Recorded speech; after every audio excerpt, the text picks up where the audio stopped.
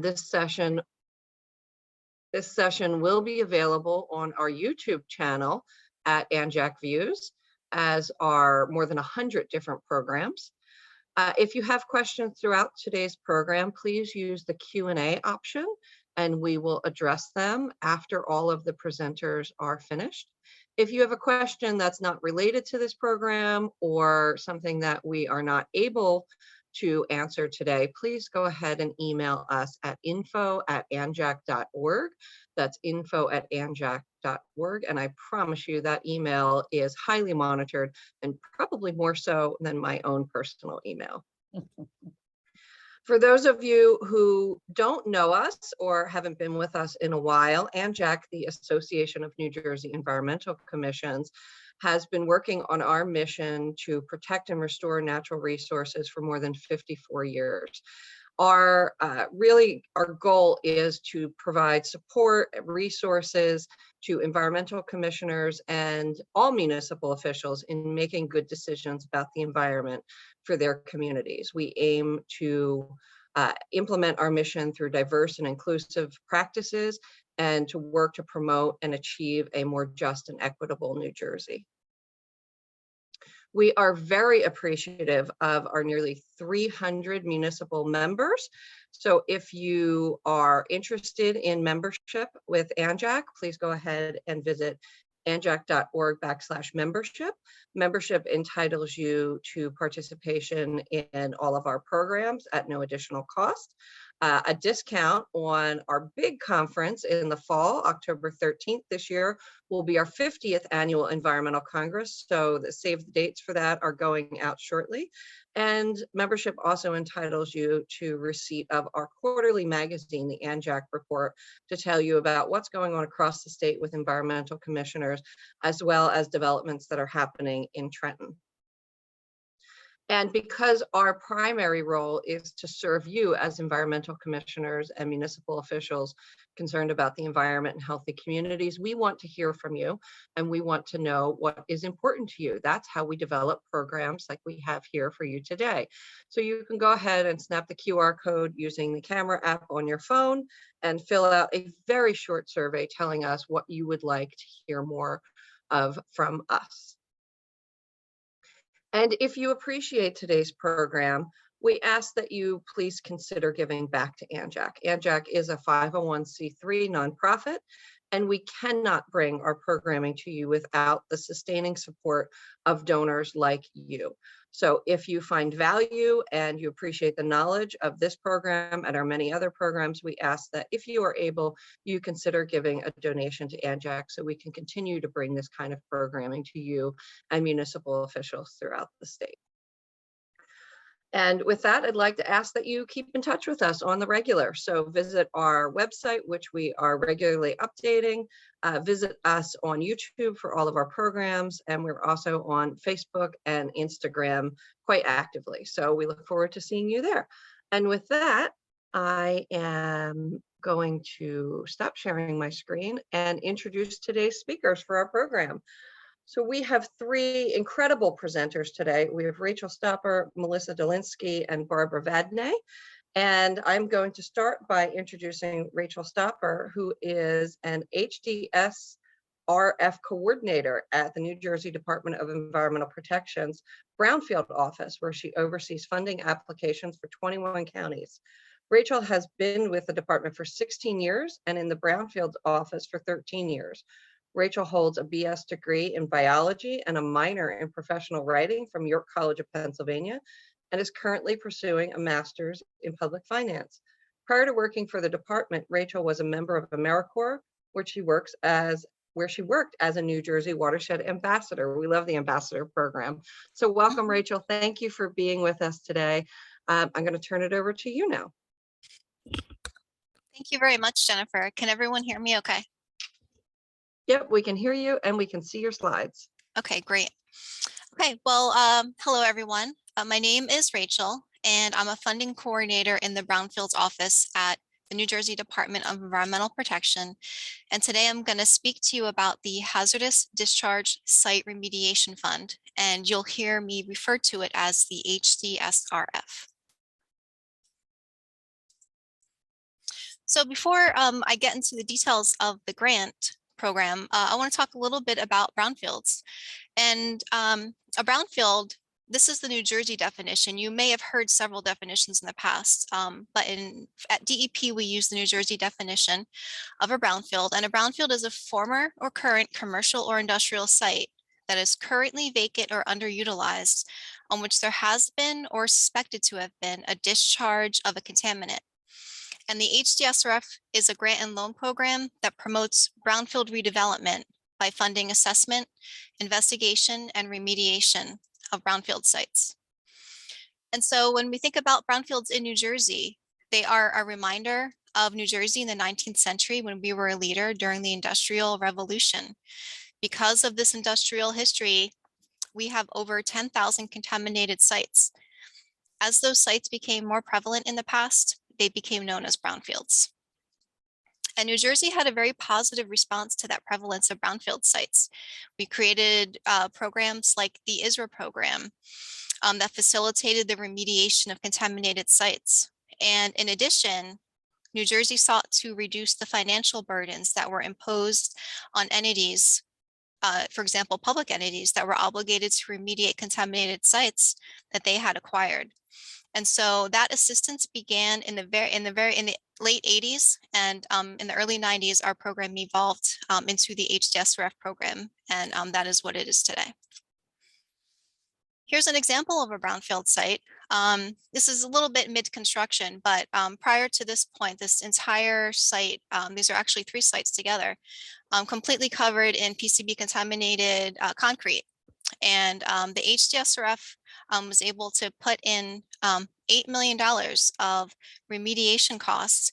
And we now have a beautiful park. This is in Perth Amboy, and this is the Thomas Mundy Peterson Park, which opened in 2021. So a little bit more about the HDSRF. It was established in 1993 and is funded through a constitutionally dedicated portion of the corporate business tax.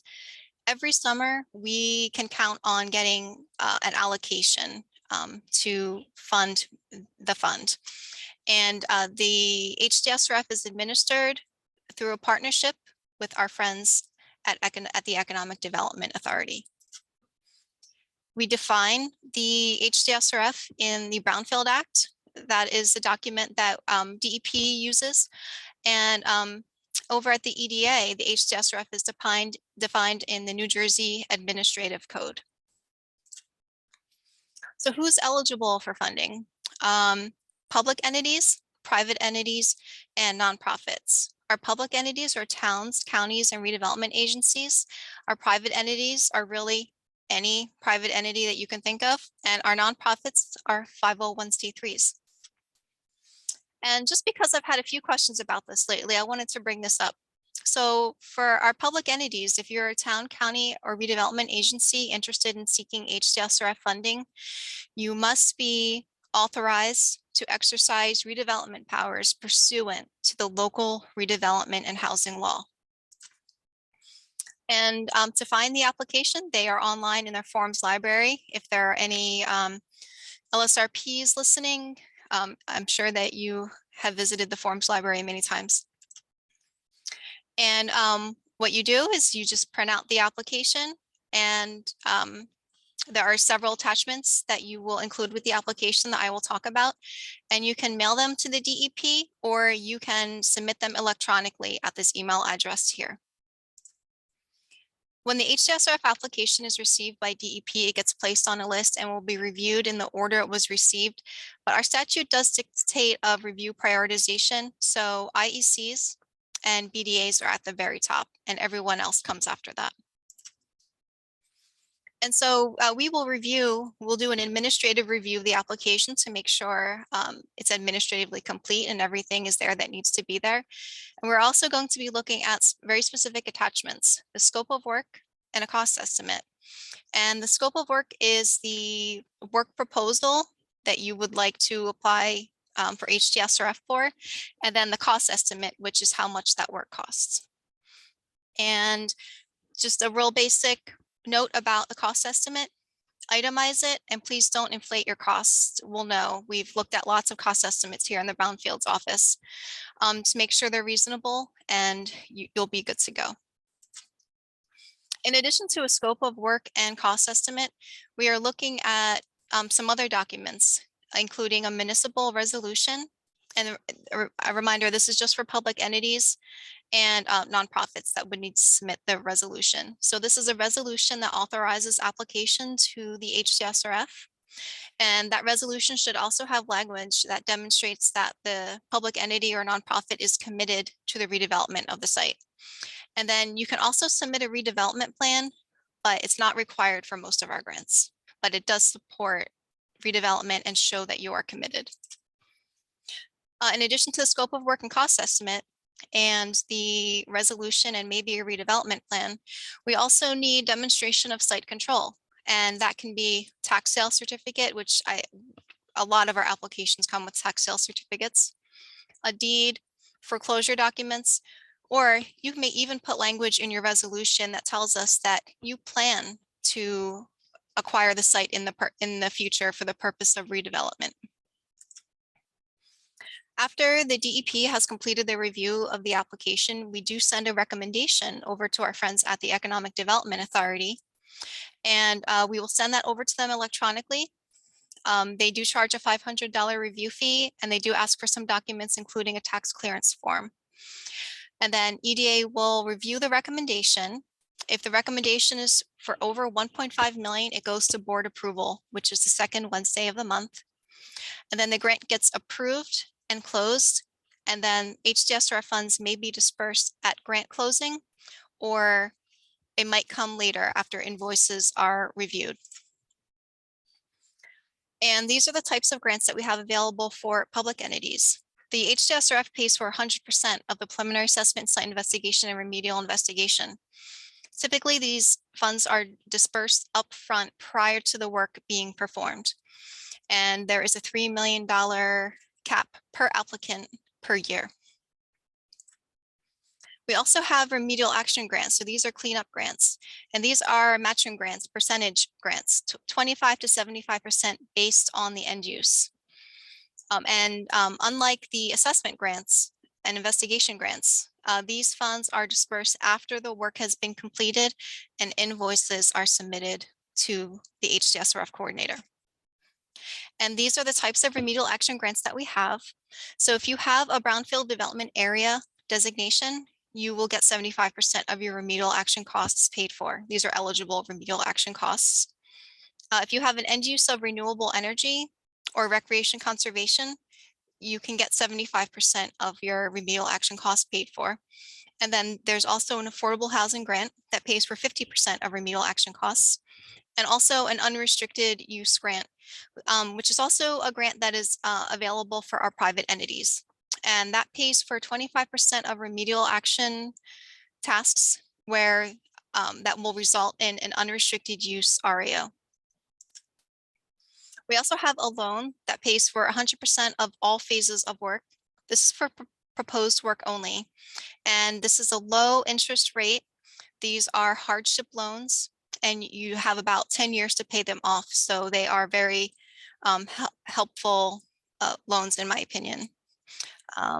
These are capped at $2 million per year for public entities, and private entities are eligible for $500,000 a year. We also have a nonprofit grant, and the requirements for the nonprofit grant are almost exact as the public entity preliminary assessment, site investigation, remedial investigation grant. So you get 100% of your assessment investigation. You must, in this case, you must meet the criteria of a 501c3, but like our public entities, you must demonstrate site control and that you are committed to the redevelopment of the site. And this program started as a pilot program in 2005 with a $5 million pot.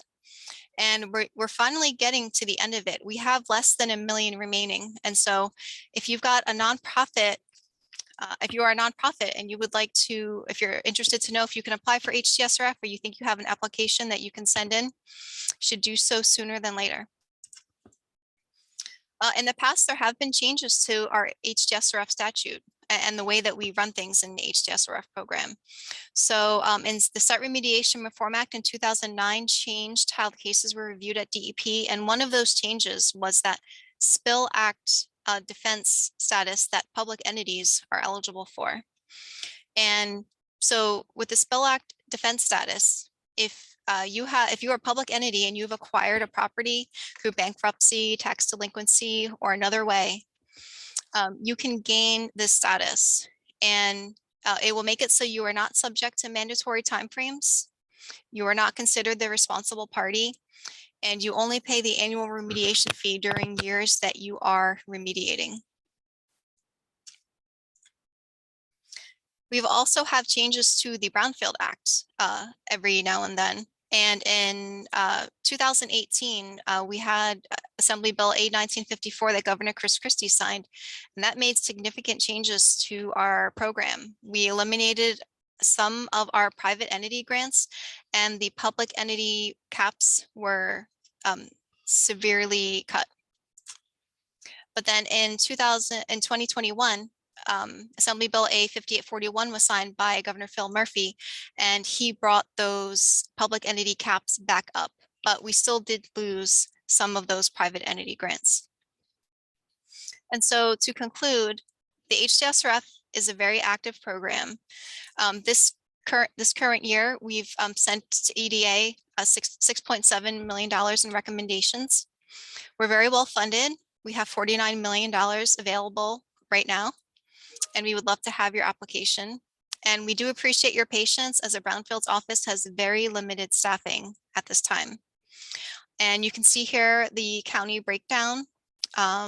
These are my counties here on the right. Charlotte Leon is another HTSRF coordinator. And we also have some counties that are unassigned, but we are currently training somebody on some of those counties.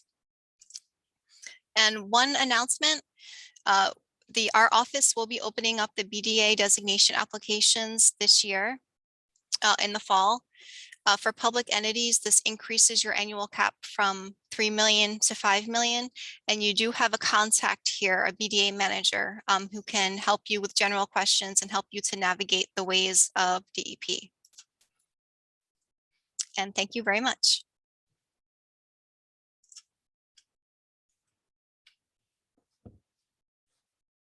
Great, thank you, Rachel. We have one quick question I'm going to ask of you. Cynthia asks, Rachel said that IDCs have priority for funding. What's an IDC? Oh, the IEC, that's an immediate environmental concern. So that's when there's an imminent threat to public health. And I will say that we do not get a lot of those applications, because since those are in a situation that needs to be dealt with immediately, they might go to publicly funded or our emergency response group, and we don't even get them. So it's really our brownfield development areas at the top. But I just wanted to show what the statute showed, but we don't get a lot of those at all.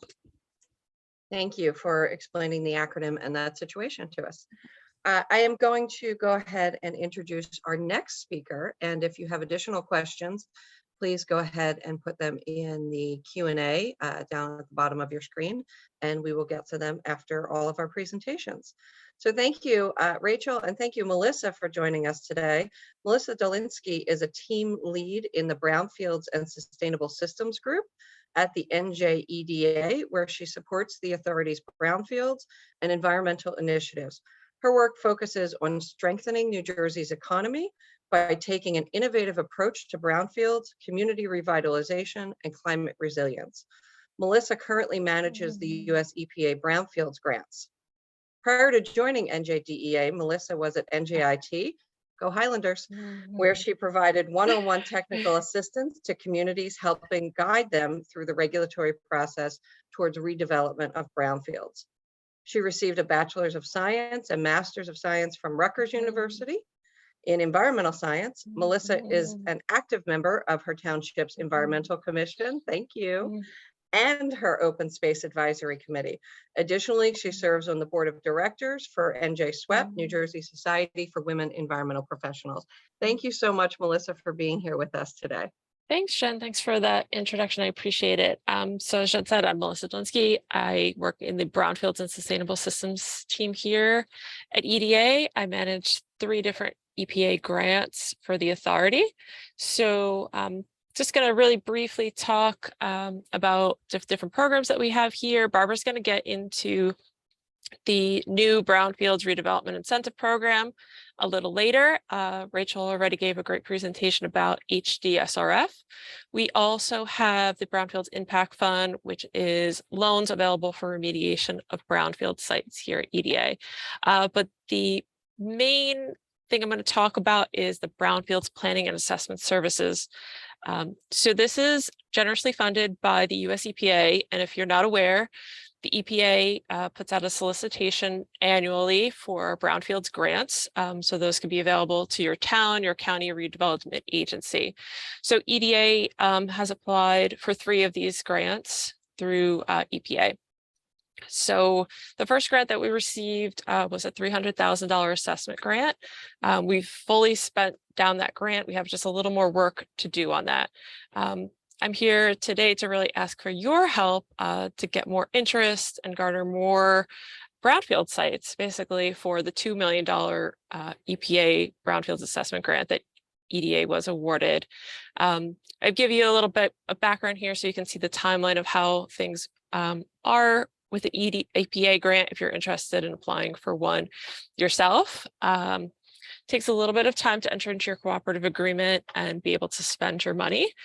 So the EDA board has recently approved the framework for this program, and we are entering into contracts with 5 different environmental consulting firms, and they'll be able to do the work on your brownfield sites. I'll get into that a little bit more specifically. So the first communities that we're going to serve are those that we named in our application to EPA, and then we're going to be receiving additional requests through an online expression of interest form, which I'll show you in a minute. So just to go over the program and how it's set up. So we, the EDA, have a Brownfields grant from EPA. So we're not giving out money with that grant. We're going to give out services.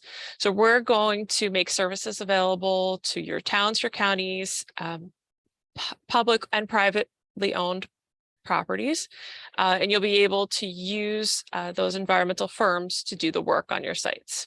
So we're going to make those connections between you and the vendor. So I think that this really will help you streamline the process. You will not have to do your own procurement. You will not have to do the invoices. The EDA is taking care of that. So there's really no money exchanging hands between the EDA and the entities receiving the services. These are the different eligible activities. So you can do everything from a phase 1 ESA, you can do a combination phase 1 ESA and preliminary assessment.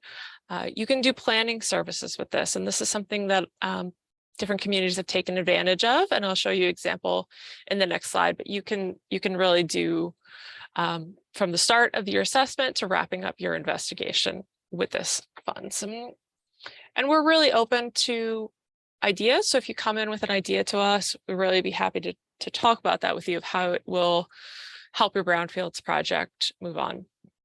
So one example I want to give is a landfill down in Bridgeton. So we were able to help the city of Bridgeton through the $300K grant that I spoke about earlier. So they have a large landfill that's in the middle of a already developed recreational area. So this landfill is fenced off, not open to the public, and they really wanted to see what they could do, if they could do anything to bring it back to public use, and a little bit better than just a chain link fence. So what we did for them was we prepared a community relations plan. We held different public meetings. We did an in-person design charrette where we all sat around a table and came up with all different ideas, from simple to really out of the box type of things. We took all of that input from officials, the mayor, business administrator, people that use the park daily for walking, bike riding, and put it all together into conceptual design. We presented that to the city, and we also, in tandem, were able to create cost estimates and break down different pieces of the park. So how much a bench costs, how much a gazebo costs, how much a walking trail costs, we're able to set up the city in order to apply for different grants. And I'm very happy to report that they have been successful at receiving 2 grants following our work. So they have a local recreation improvement grant that they won from DCA, as also an urban park grant that they've won from DEP. So they're in the process of bringing this landfill back to life and bringing it into productive reuse for their community. I have some other examples. We've also done some different work in Perth Amboy. So that was also a landfill site. We did some field work for them, some well repairs, some soil characterization, and worked with their redevelopment agency in order to provide that information to the developer and get the project kind of jump started again. We've also done some work in Bayonne, Camden, Patterson. These are all different scopes of work. So Bayonne, we did a preliminary assessment at a former industrial property. Camden, we've set them up to apply for EPA grants themselves. So a data gap summary and ABGA remedial investigation cost estimates. In Patterson, we're working on a very large site in Patterson, and we've helped them do some different surveys and boundaries for the property, as well as come up with a remediation strategy and community relations plan as they go out and redevelop this brownfield, how they'll communicate that with the larger public. So this is the EDA webpage. So if you're looking for planning and assessment services, the link is in the presentation. We'll also be sending that to you afterwards. So you'll see that the expression of interest form is here on the right side of the page, as well as the email address where you can contact our team, bfassessment@ngeda.com. So here's the expression of interest form. It's very simple 2-page form. We just ask you some really baseline information about your brownfield site, point of contact, if you have any previous assessments, investigations, reports. If you don't know, that's okay too. Like, we're happy to help you understand what's going on at the brownfield site, where you are in the process. So what step that you're on, we can certainly help you figure that out. So I need your help. I need more brownfields. So please, if you have a site that's seems like it might be a good fit, I implore you to please go fill out an expression of interest form when you're ready. So who's eligible? So it's municipalities, counties, redevelopment agencies, like Rachel had said before, nonprofits, and private parties. So everyone is eligible. We will have the expression of interest form that you'll submit to us. We'll consult with the EPA to verify that the site and the proposed activities that you want to do are eligible under our cooperative agreement. And then we'll have a meeting with you. We'll go through kind of the scope of work and what we see is good as a good fit. I know that Rachel had spoke earlier about the definition of a brownfield. So we're in New Jersey, right? So we have both. We have to deal with the US EPA definition of a brownfield because that's where the money is coming from.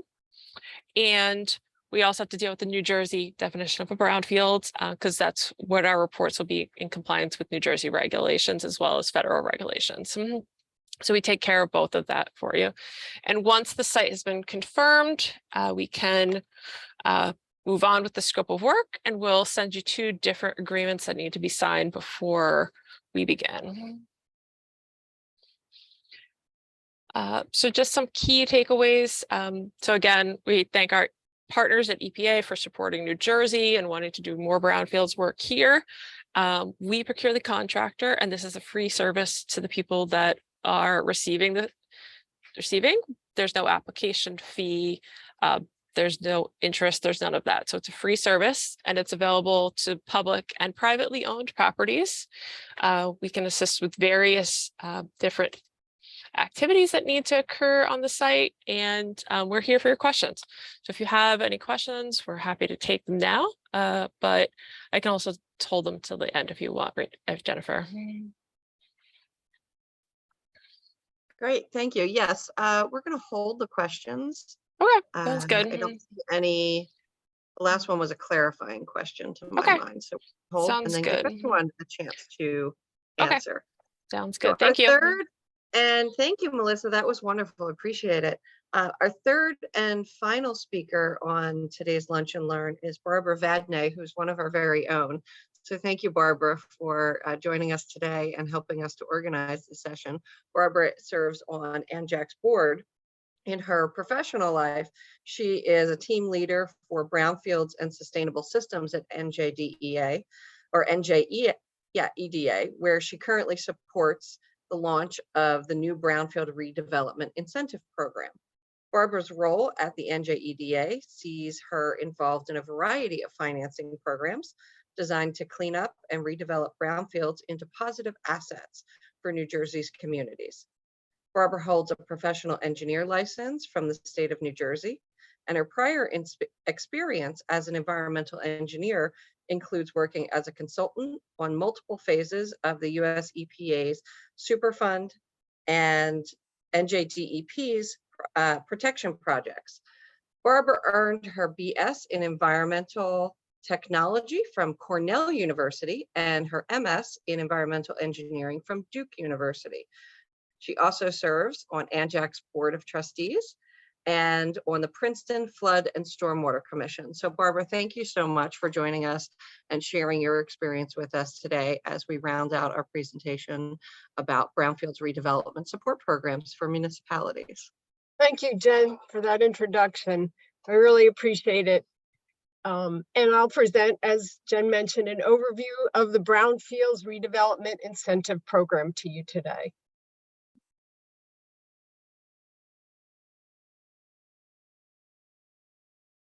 You may also hear of this Brownfields Redevelopment Incentive Program, referred to as BRIP, as an acronym. This program offers a one-time tax credit to developers who have completed a cleanup at a brownfield site anywhere in the state of New Jersey. It's a well-funded program with $300 million of tax credits available in multiple years. The applications opened on June 21st, and it will close on September 21st. This program provides incentives on all phases of cleanup, from investigation through remediation. This program includes demolition and disposal of the structures, asbestos abatement, contaminated paint and wood removal, and infrastructure remediation. The proposed redevelopment project can be a remediation only project, even though it says redevelopment incentive program in the title. That would be the simplest way to enter this program. Redevelopment projects can also include non-remediation construction if this work cannot be separated out from the scope. However, only the remediation work will be reimbursed under this program. This program can be stacked with other funding programs such as Aspire and Historic, which are EDA programs. Aspire is a real estate development tax credit to support commercial mixed use and residential real estate development projects located in designated incentive areas in the state. Tax credits for this program can be monetized or sold and transferred, and higher incentives apply in special areas of the state, and I'll cover that in an upcoming slide.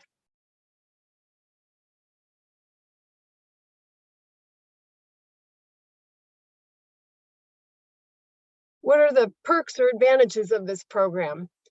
It reimburses up to $8 million for cleanup work, depending on the location of the site. And this program includes demolition of structures, which is significant because a lot of these brownfield sites do have structures on them, as well as disposal of the demolition debris, in addition to typical soil remediation work that you're all probably familiar with. The developer can sell the tax credit upon completion of the project, and the tax credit helps to close the finance gap on upside down properties to return them to productive reuse for the community.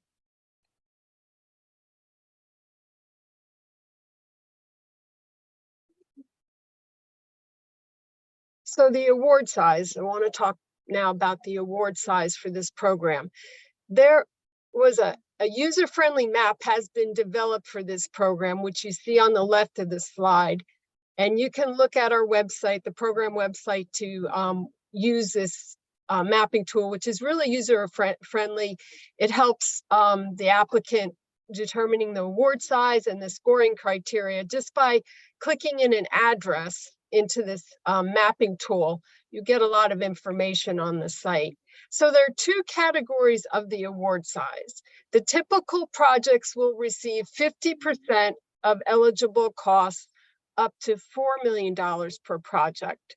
And the developer must be able to contribute 20% of the remediation costs. In special areas of the state, such as government restricted municipalities, and you can see in the map, the government restricted municipalities are in red. They're Atlantic City, Patterson, and Trenton. And the gray areas are the qualified incentive tracts. Those are also special areas. 60% of the eligible remediation costs will be covered up to a maximum of $8 million in these areas. And the developer will be required to contribute 10% of the remediation costs for the project.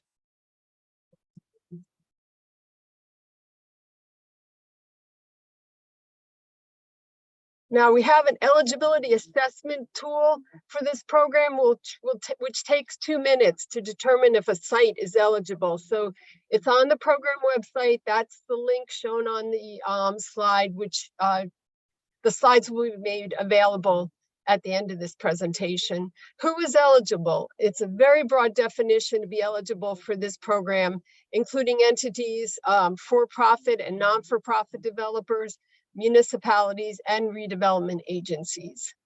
What sites are eligible? The site must be a brownfield site. The applicant cannot be in any way liable or responsible for the contamination at the site. And the program covers the entire state. So all brownfield sites are eligible for this program, and you do not need to own the site. Activities that are eligible include soil and groundwater investigation and remediation, waste disposal activities, building and structural issues, asbestos abatement, and other activities which I'll show in a later slide. The tax credits are issued in the year of completion of remediation and may be monetized by the developer at that time. As with most EDA programs, prevailing wage is required for all construction, including remediation work on the projects. In addition, prevailing wage will apply to the site for 2 years following the issuance of the tax credit, and building services prevailing wage will apply for 10 years following project completion. So by building services, we mean cleaning and security services. It does not apply to repair work on the site.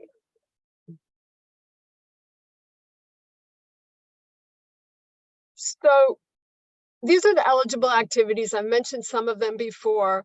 I'm going to highlight some that I haven't mentioned, which the prior environmental assessments and investigation work within 24 months of application, that when the application was submitted, is eligible for this program, and planning activities on a brownfield site, such as a reuse plan or remedial action work plan, is eligible for this program. And also, I will reiterate, demolition and asbestos abatement is eligible in this program.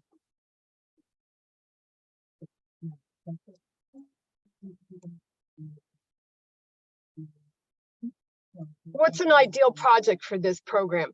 The application is rigorous, so an ideal program may include the following: a larger scale remediation and or demolition project, and it's best not to be an owner of the site unless it's owned by a public entity such as a municipality due to ownership liability exemptions under the New Jersey Spill Act. Approaches to address ownership issues: the developer or business entity or applicant could lease the site, or they could also structure the deal to delay closing on the site until the project is approved by EDA and a redevelopment agreement is executed. For an ideal site, the areas of concern where the remediation will happen need to be well defined so that the proposed remediation costs are reasonable and appropriate, because the tax credit cannot be increased after the award. So firm project costs are very important for this program. A project that is already using prevailing wage is a great fit for this program. And project financing gap has to exist. A developer with capital to cover the remediation will not qualify for this program.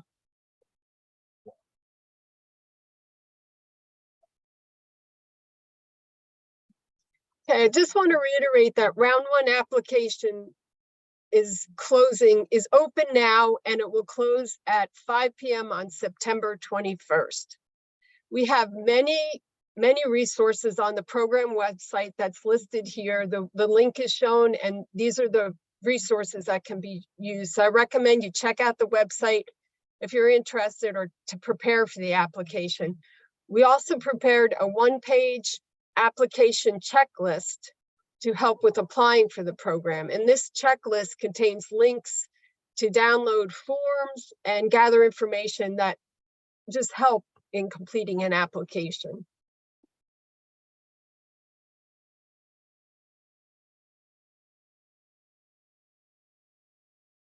Next steps, please feel free to share this webinar information on all three programs with contacts that you have that have an interest in brownfield assessment, remediation, and redevelopment through emails, meetings, presentation, and social media.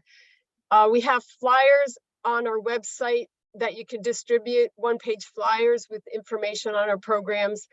And it's important to understand the basics.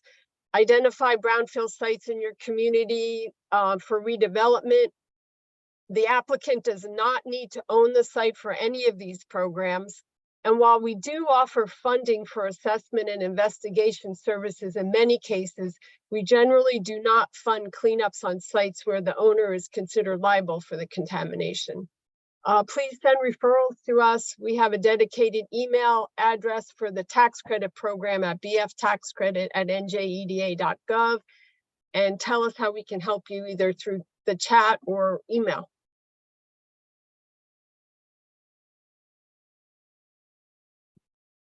And thank you for listening during your lunchtime. And now I'll open it up and turn it over to Anjak. Thank you, Barbara. Really appreciate that. You're welcome. We have some really smart questions. We're going to have to do a bit of a lightning round because we're a little over time as it is, but I want to try to get some answers for these folks who are here. So we'll just start at the beginning, and whoever thinks they can answer this best, go ahead and jump in. Are landfills counted as brownfields? Yes, a landfill is counted as a brownfield. And in the HDSRF program, we have provided HDSRF funding to plenty of landfills. These have been municipal projects that come in. So these are municipalities who might own the landfill and want to redevelop the landfill. And we can provide funding for landfill closure as long as there's commitment to redevelop. That's great. Thank you. Let's move on to the next question. For NJEDA brownfield planning and assessment services, can a site be privately owned and still qualify for services? If yes, would the private owner apply, or would the applicable municipality apply on the private owner's behalf? Okay, so yes, privately owned properties, they are eligible to receive any of those services that I listed on the slide. We do prefer that the property owner comes in with the expression of interest form, because we have to obviously get permission to be on the site and do the work. So they're going to have to sign agreements that allow us to go onto their property. So we do prefer to work with them first. If the municipality wants to send in the expression of interest form, that's fine, but they're going to need to bring that property owner to the table. Wonderful, thank you. And we do have a little bit more time for questions. I did the math wrong on the clock, so we've got a few more minutes. We can continue to ask these great questions. Are grants accessible on the county level? And a follow-up question is, are they successful? Yes, for HDSRF, the public entities that are eligible for the HDSRF program are towns, counties, and redevelopment agencies. And actually that example that I showed in my presentation of Thomas Mundy Peterson Park, that was that park is in Perth Amboy, but Monmouth County I'm sorry, Middlesex County was the applicant on that, and Middlesex County received $8 million to perform that remediation. Great. That's wonderful. The next question is slightly complicated. This is one of those compound word problem questions you get in school. Do you have any advice for a township on how to deal with a former abandoned school? There's asbestos in the ceilings, perhaps lead, perhaps something else, and it's now privately owned. The owner pays taxes, but otherwise abandoned any upkeep, and the building is in serious decay. Are there steps you can suggest for moving forward with assessment without formally condemning the site? That is a complicated question. That is a complicated question. So again, like for the program that I spoke about, the EDA planning and assessment services, we would need the property owner's permission to be in their property and on their property in order to do our work. So we really do need their buy-in for the program that I spoke about. I don't know if you want to add anything, Rachel, to maybe responsible parties or private owners that are not as We don't ready to redevelop. we really haven't seen schools come into the HCSRF program. They're not traditional brownfield sites, not former commercial or industrial. So the HCSRF program, I don't think would be helpful for an old school. And I think those are more, I think some of the issues might be more interior, indoor air, Department of Health might be helpful, but yeah, I don't have experience with old schools. I would say this is one of those questions that if you want to email us at info@anjac.org, we'd be happy to brainstorm with you on how to approach your governing body and your mayor and to express your concerns in a way that hopefully garners some additional municipal attention on the site and could inspire dealing with the issues and perhaps some redevelopment. So go ahead and email us at info@anjac.org and we'll try to brainstorm a path to success for you. And I can do some inquiries here. And if I find out something that I think will be useful, Jennifer, I can send that information to you. Wonderful, thank you. One of the things we pride ourselves on with 54 years of history at ANJAC is if we don't have the answers, we're pretty good at going and finding them because of the great connections that we have. And those are expanding today with you, Rachel, Melissa, and as ever with Barbara. So let's ask a couple more questions. Do any of the programs we discussed today or anything else that maybe we didn't discuss today apply to supporting municipalities that want to investigate the source of PFAS? So we're talking about the perfluorinated forever chemicals in water systems. If yes, who should the municipality contact?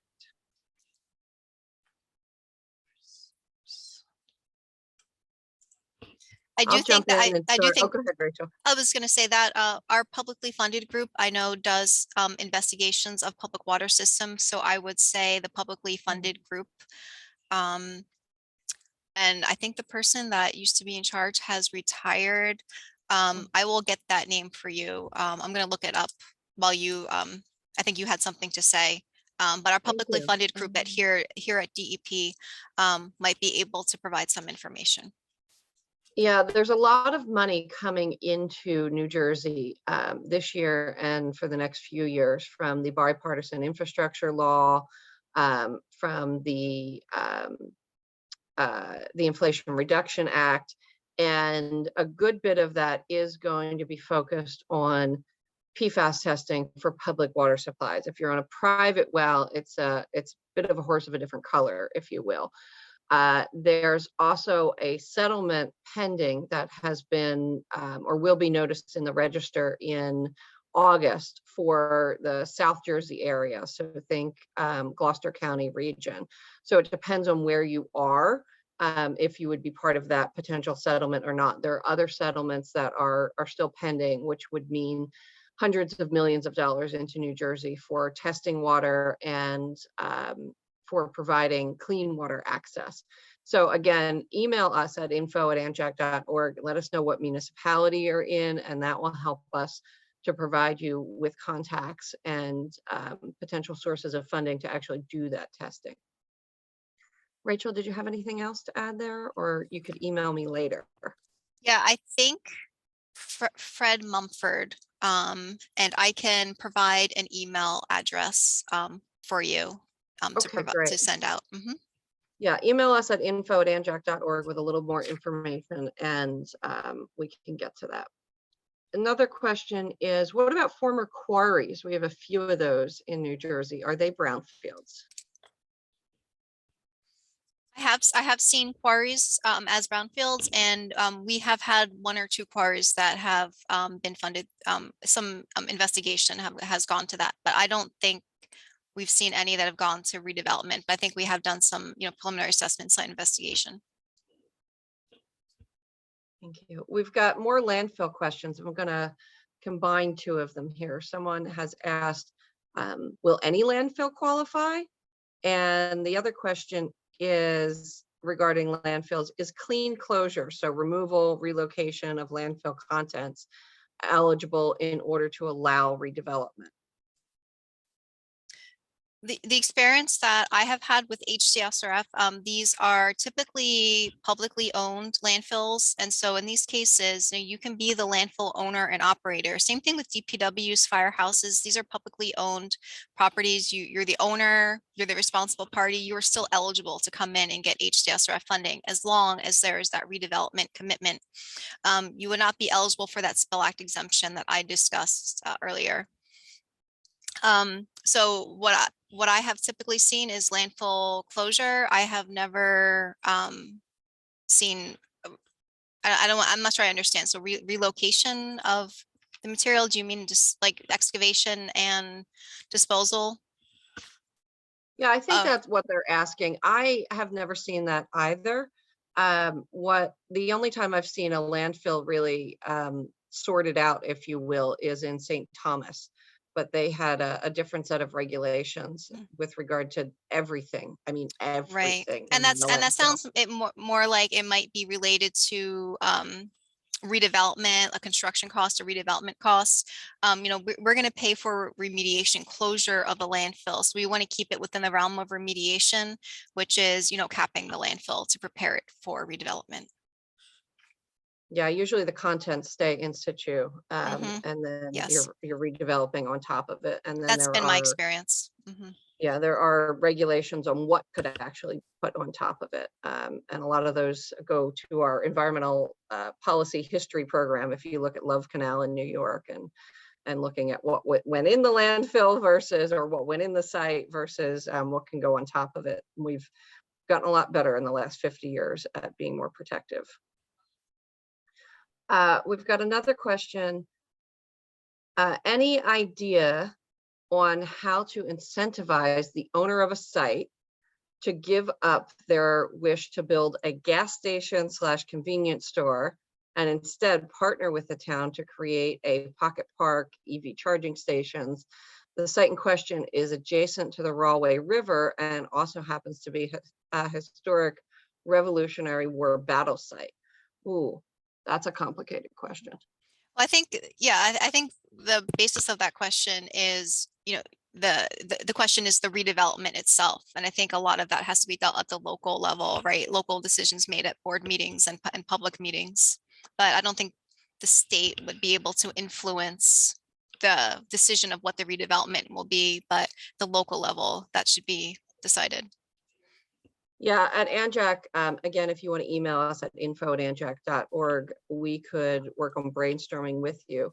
And there's often some citizen outreach and engagement that involves potential local press, some petitions, and really ways to communicate what the community wants to the governing body. Sometimes these decisions are complicated by the fact that a gas station and convenience store will pay more taxes than EV charging stations and a pocket park will pay. But we can have those conversations about understanding the community's interest in the site and best communicating and conveying that to the governing bodies. This is a follow-up comment on the landfill and sorting out. Yeah, there are some particularly complicated landfills. There's a reference to Folsom, California and Old Town, Maine, but we're focusing on New Jersey at this point in time. And so I'm not saying we don't have particularly complicated sites, but hopefully we won't discover any more in the near future. So that's the end of our Q&A for today. We have had a ton of information in this session. I know I'm going to have to go back and watch it again to try to absorb it, but even better yet, now I have contacts for Rachel, Melissa, and of course, Barbara. So I want to thank you for spending your lunch hour with us today, for everyone who is here. I want to thank our speakers and ANJAC staff, Elizabeth Ritter and Sheila Becker-Gurjal, who I failed to introduce, and thank you for helping pull this together today. Really appreciate everything that you've done, and I hope that you all have a happy, healthy, and safe rest of your summer. And if you've got any questions, email us at info@anjac.org and we'll connect you with Rachel, Melissa, and Barbara. And we look forward to seeing even more previously contaminated sites return to a cleaner state and put into a redeveloped position for the better of New Jersey. So thank you. Thank you. Thank you.